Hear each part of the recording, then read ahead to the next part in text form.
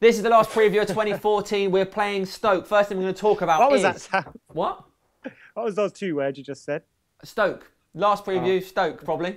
We are playing Stoke, 4-4-2. Let's talk about that. When all of our defenders are fit, do we think we'll go back to 4-4-2, especially with Raphael and Luke Shaw getting minutes against Tottenham? Adam? I'd like to think so, yeah, because I think, although, as we said before, the formation doesn't really matter because whenever we play a 3-5-2 or a 4-3-3, the players always seem to fall into similar roles. But if we do play a back four, we get to play natural fullbacks, and hopefully that will bring us a little bit more support in the attacking areas, because when we've been attacking at the moment, we just don't have enough creativity going through the middle, I think. It's all very direct. Carl, would you agree with that? I'd like to say we'd go back to 4-4, well, 4 at the back. But, I mean, Louis van Gaal's a pretty stubborn guy, as we've seen. And I think he'll probably kind of want to make his own mark and with his own specific manner in his own way. So I can't see it, to be honest. I think he's got his mindset on that one. Gaz, we've gone 8 games unbeaten with that formation. Do you like 3 at the back? No, I think I'm like these guys, and I'm like a lot of other fans that are saying I prefer seeing a 4-4-2 diamond, but I don't think that we will switch back to that even when Raphael and Luke Shaw are fit, because we don't have any actual backup for them who can play out-and-out fullbacks, I don't think. And say if one of them gets a little knock or needs a rest or something like that, I don't think Louis will want to keep switching it to a new formation every single week. So I think we'll stick with the 3 at the back unless we sign more in January. But I'd like to see 4 at the back, definitely. Okay. Do you think he wanted to go 4-4-2 with the diamond, but the amount of goals we conceded probably made him think, hold on, what's going on here? We just conceded 5 at Leicester. I think you see the players move and swap formations throughout the game anyway. I think we've changed so much over, I would say, these past few months that we start in one formation and halfway through we've swapped to another one anyway. So I think we're looking into it too much, this, to be honest. I was thinking it was risky, though, against Spurs to change like he did, but I have a feeling that that was just to do with fitness and injuries and stuff. Yeah, I think you're probably right, guys. Okay, so let's talk about Juan Mata.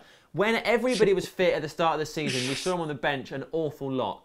However, he has been excellent over the last few games. Do you think when the likes of Herrera, Fellaini and Di Maria are all back in contention for starting places, Mata will be back on the bench? And do you think he should be? Gaz? No, I want to see Mata play. I think you've got to play your informed players, and that's that. And it's like I said last week before, these 2 Neanderthals laughed me off. Not you, Carl. Oh, cheers, mate. I was going to say. I think there's going to be a problem, a nice problem for Louis van Gaal, because if he carries on playing this 3 at the back system, then it sounds weird to say because he is one of the best players in the world. But where do you actually put Angel Di Maria? I mean, for me, you've got to drop. You've got to no. I'm not saying that he's not going to play, because I think he'll find a way to play it, and I think what he might do is drop a striker. But can you really see him dropping Van Persie or Falcao? Di Maria's not going to play wing back, and you can't interrupt that midfield of Rooney, Carrick, and Mata. Yeah, I think away from home, Juan Mata's kind of is less effective, and you'll see it against Stoke. You'll see it against Stoke. Yeah, we would have got a goal, I think. Right, sorry, say that again, Adam.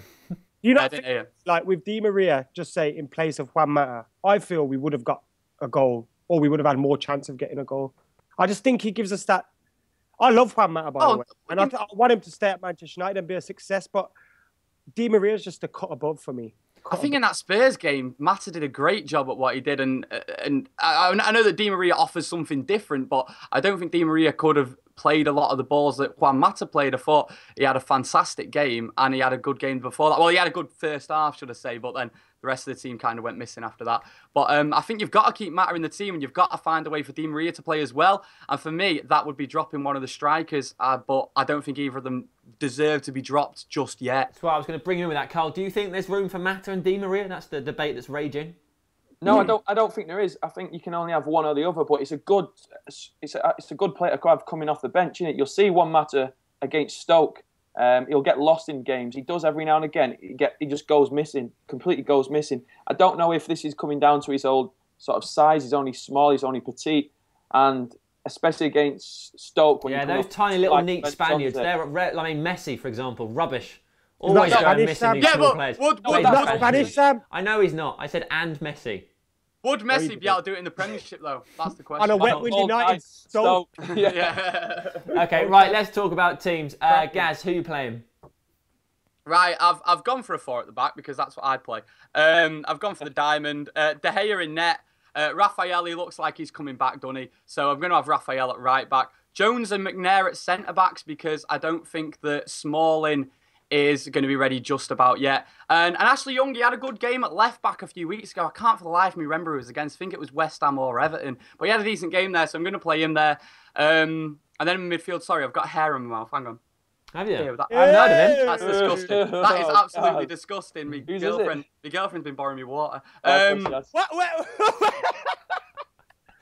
Oh, I'm sorry. What was wrong with that? Gaz has got a furry cup. She's had a sip of my water and a bit's gone in her head. Yeah. Anyway, right.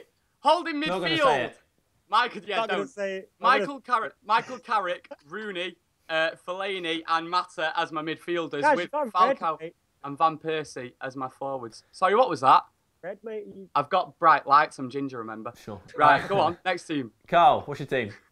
I'm going to go with the one that I think Louis van Gaal will pick. I'm going to go David De Gea, and then a back three of Jones, Smalling, McNair, and then kind of 5 in field. Rafa, Carrick, Rooney, Young, Mata in number 10 as he was ridiculous at White Hart Lane, really good.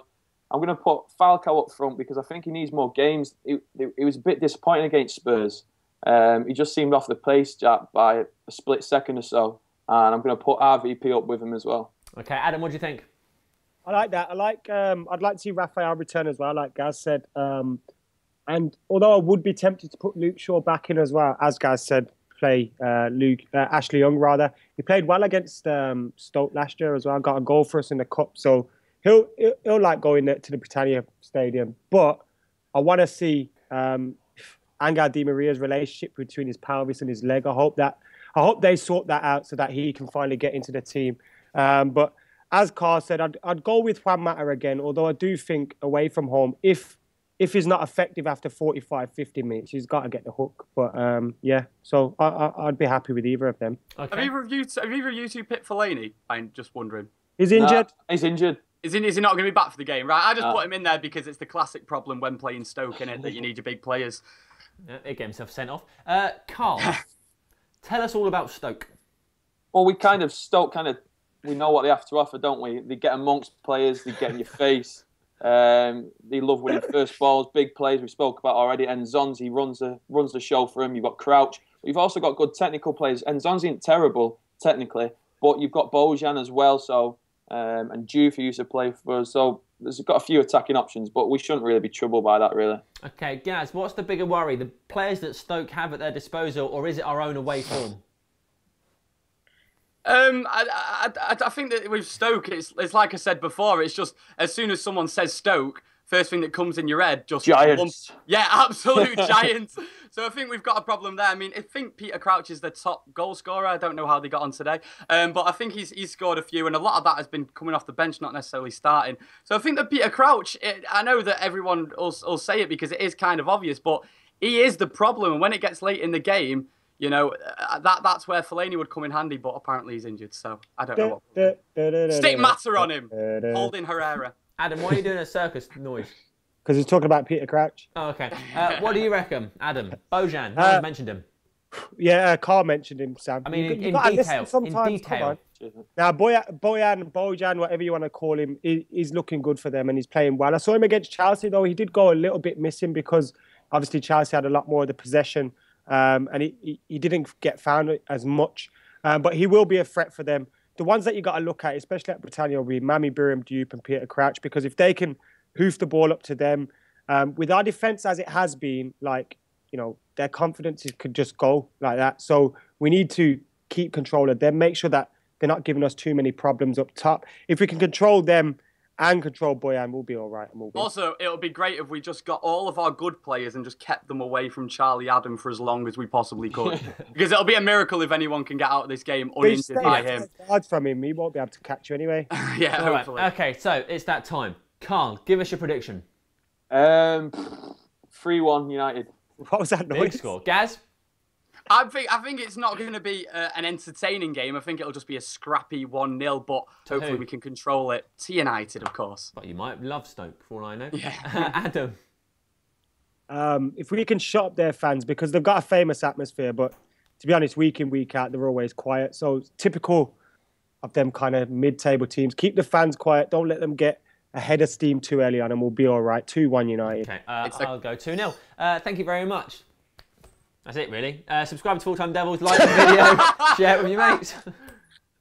David De Gea. Do you remember all that hoo-ha back in the day, saying David De Gea likes his tacos too much, too busy eating tacos? Well, now he is one of the best goalkeepers in the Premier League, in Premier League history.